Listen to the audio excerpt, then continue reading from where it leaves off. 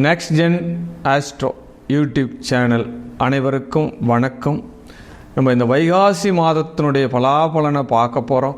இந்த வைகாசி மாதம் மிகப்பெரிய ஒரு யோகமான மாதம், மாதவ மாதம். இந்த வைகாசி மாதம்னு எடுத்துட்டாலே ஒரு மாதப்பிறப்பில் ஒவ்வொரு மாதமுமே புனித நீராடனா அவன் பாக்கியவான் அப்படின்னு சொல்லப்படுது. அதுவும் இந்த வைகாசி மாதத்தில் எவர் ஒருவர் கங்கா ஸ்நானம் பண்ணுறாரோ அவர் 7 ஜென்மத்துக்கு பாக்கியவான மாறுறார் அப்படின்னு இந்த வைகாசி மாதத்தினுடைய பலாபலன் சொல்லப்படுது. அது மட்டும் இல்லாமல் விஷ்ணுபதி புண்ணிய காலம், வைகாசியில் சூரியன் சஞ்சாரம் பண்ணும்போது விஷ்ணுபதி புண்ணிய காலம் இருக்குது. யாரெல்லாம் பெருமாள் கோயிலில் அந்த கொடிமரசை சேவாத்தி பண்ணுறாலோ 3 விஷ்ணுபதி புண்ணிய காலத்தை யார் டச் பண்ணுறாலோ அவள் மிகப்பெரிய ஒரு ராஜகுமாரனாக பிறக்கிறான் அப்படின்னு ஜோதிட விதியே சொல்லப்படுது. அது மட்டும் இல்லாமல் மகாவிஷ்ணுவை வணங்குறது, துளசி மாலை சாத்தி இந்த மாதம் முழுவதும் சனிக்கிழமை தோறும் மகாவிஷ்ணு நீங்கள் வணங்குறது மிகப்பெரிய ஒரு யோகத்தை தரப்போகுது இந்த மாதத்தில் உங்களுக்கு. அது மட்டுமல்லாது இந்த வைகாசி பௌர்ணமி மிக மிக மிக மிக யோகமான பௌர்ணமி. சித்த புருஷர்களினுடைய வழிபாடு மிகப்பெரிய ஒரு வெற்றியை தரப்போகிறது இந்த வைகாசி மாதத்தில். அதுவும் இந்த வைகாசி விசாகம் முருகப்பெருமான் ஆறுமுகன் ஜனனம் செய்த மாதமாக இந்த மாதம் இருக்கிறது. கூடுதல் சிறப்பை தரும் அப்படின்னு இந்த மாதத்துக்கு மிகப்பெரிய ஒரு யோகத்தை தரப்போகுது. அதுவும் இல்லாமல் தொழில் செய்கிறவங்க, தொழில் புரியறவங்க, தொழில் மேலே வரணும்னு நினைக்கிறவங்க எல்லாமே பார்த்தோம் அப்படின்னா தேவி கன்னிகா பரமேஸ்வரியை வணங்கக்கூடிய மாதமாக இந்த மாதம் அமைவது முற்றிலும் சிறப்பை தரும் அப்படின்னு சொல்லப்படுது.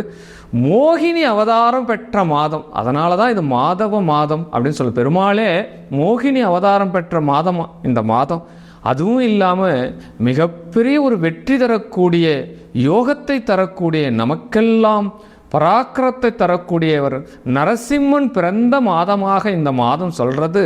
முழு வெற்றி. இந்த மாதத்தில் நம்ம என்னென்ன பண்ண போகிறோம், என்னென்ன செய்ய போகிறோம், இத்தனை விசேஷமுள்ள இந்த மாதத்துடைய பலாபலனை தெரிஞ்சுக்கிறதுக்கு வாருங்கள்.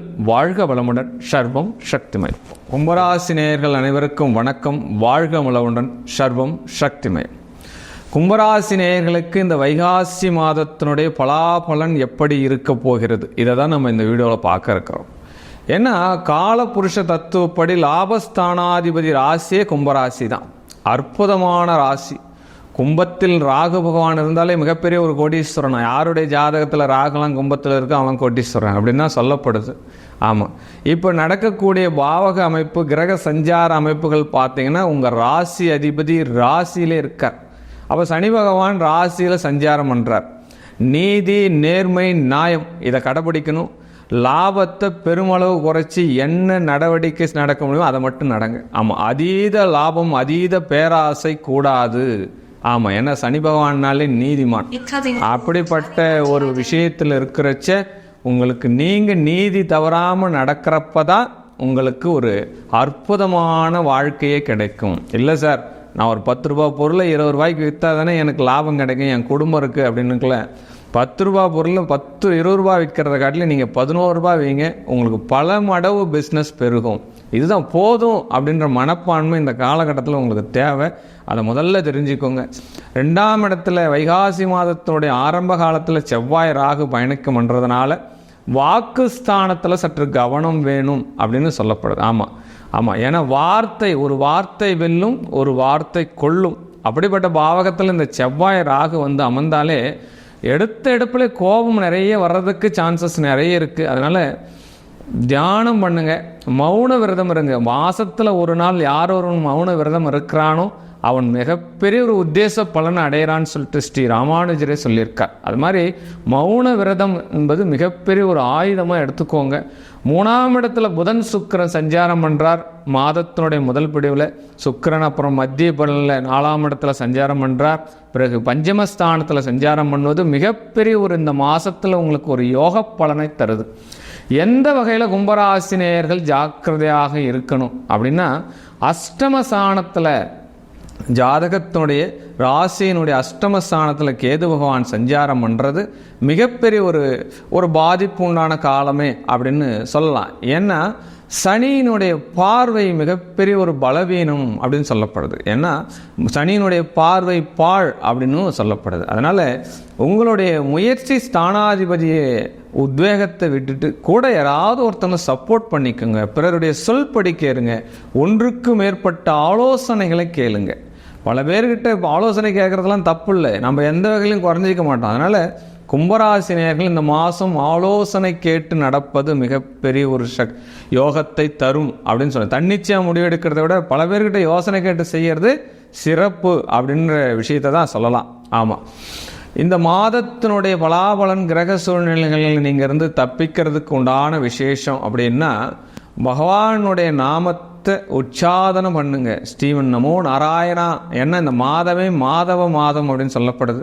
சனிக்கிழமை தோறும் துளசி மாலை சாற்றி ஸ்ரீமன் நாராயணனுடைய ஆலயத்தில் ஸ்ரீமன் நமோ நாராயணா அப்படின்ற மந்திரத்தை உபதேசம் பண்ணுங்க. ஒரு 108 முறை சொல்லுங்கள். முடிஞ்சால் சொல்ல முடியாதவங்க ஒரு 21 முறையாவது சொல்லுங்கள். இந்த மாதத்தினுடைய பலாபலன்கள் முழுமையாக உங்களுக்கு கிடைக்கணும். இந்த அம்பாளையும் அற்புதமான இந்த பகவானையும் நான் வேண்டி கேட்டுக்கொள்கிறேன். அது மட்டும் இல்லாமல் இந்த மாதத்தில் விசாகம் வருது, முருகப்பெருமானுடைய ஜனனம் இருக்குது. அதனால் அந்த முருகனுடைய அற்புதமான அருளை நீங்கள் வேண்டி எடுத்துக்கோங்க.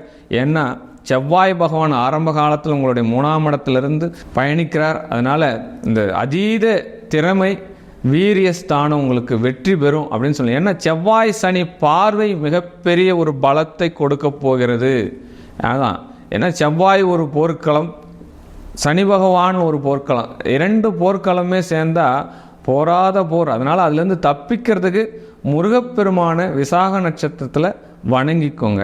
இந்த மாத பலன்கள் ஒரு ஜாதகத்தில் நம்ம சொல்கிறோம் அப்படின்னா அது பெருமளவு சோபிக்குதா அப்படின்னு பார்க்குறச்ச ஒரு ஜாதகத்தில் ஒரு 30% ஜெயிக்கலாம் அப்படின்னு சொல்லலாம். ஏன் 30%? மீதி 70% எங்கே போகுது அப்படின்னா ஒரு ஜாதகத்தில் ராசியை தவிர்த்து லக்னம் இருக்குது, சூரியன் இருக்குது, விதி மதி கதி அப்படின்னு நிறைய விதிகள் ஜாதகத்தில் இருக்குது. அதனால் ஒரு பொதுவான ஒரு பலன்தான் இந்த மாத பலன் என்பது தனக்கு ஒரு வழிகாட்டியாக எடுத்துக்கொள்ள வேண்டும். அதனால் இது அப்படியே நடக்கிறதுன்றதெல்லாம் உங்களுடைய ஜனன ஜாதகத்தை வச்சு தான் நம்ம முழுமையாகவே சொல்ல முடியும். உங்களுடைய ஜனன ஜாதகத்தினுடைய லக்னம் என்ன, உங்களுடைய ராசி அதிபதி எந்த சாரம் பெற்றிருக்கார், அப்போ லக்னாதிபதி எந்த சாரம் விழுந்திருக்கு அப்படின்ற விஷயத்தெல்லாம் பார்த்துட்டு தான் தசாபுத்தி என்ன, அந்தரம் என்ன, சூட்சம் என்ன, இது எல்லாம் பார்த்தா தான் ஒரு ஜாதகத்தினுடைய முழு பலனை நம்ம எடுத்துக்கொள்ள முடியும். அதனால் உங்களுடைய ஜாதகம் பார்க்கணும், உங்களுடைய ஜாதகத்தினுடைய பலாபலனை தெரிஞ்சுக்கணும் அப்படின்னு நீங்கள் நினைக்கிறீங்க அப்படின்னா கீழே இருக்கிற என்னுடைய மொபைல் எண்ணை தொடர்பு கொள்ளுங்கள், கான்டாக்ட் பண்ணுங்கள். உங்களுடைய ஜாதகத்தினுடைய பெயர், ராசி, நட்சத்திரம், உங்களுடைய பிறந்த தேதி, இடம் அனுப்பி வைங்க. உங்களுடைய ஜாதகத்தினுடைய முழு பலன் நீங்கள் தெரிஞ்சுக்கோங்க. அந்த அம்பாளினுடைய அருளை முழுவதுமாக பெற்றிடுங்க. வாழ்க வளமுடன். சர்வம் சக்திமயம்.